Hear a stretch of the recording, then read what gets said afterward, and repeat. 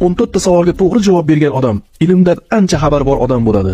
Payg'ambarimiz sollallohu alayhi va sallamga vahiy tushgandan keyin orada qancha vaqt vahiy tushmagan?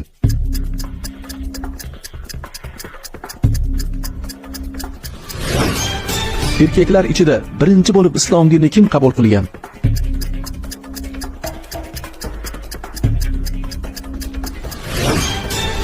Namozga azonni eshitgandan keyin nima qilish kerak?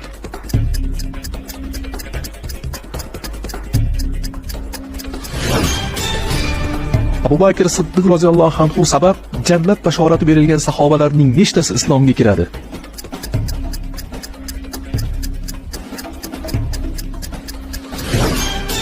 Oysha onamiz roziyallohu anhu hijriy nechanchi yili vafot etgan?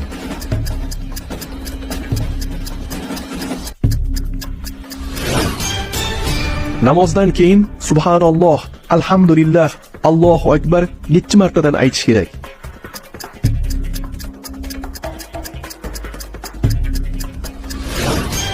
Vafot etgan odamni kim yuvish kerak?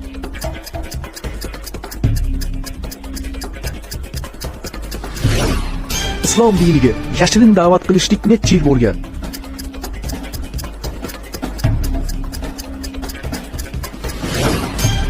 Payg'ambarimiz sollallohu alayhi va sallamning eng kuchli da'vatlari nima edi?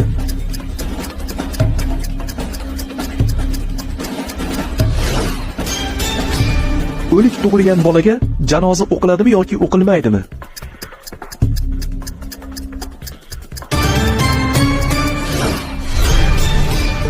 Payg'ambarimiz sollallohu alayhi va sallamning ona tarafidan buvilari kim bo'lgan?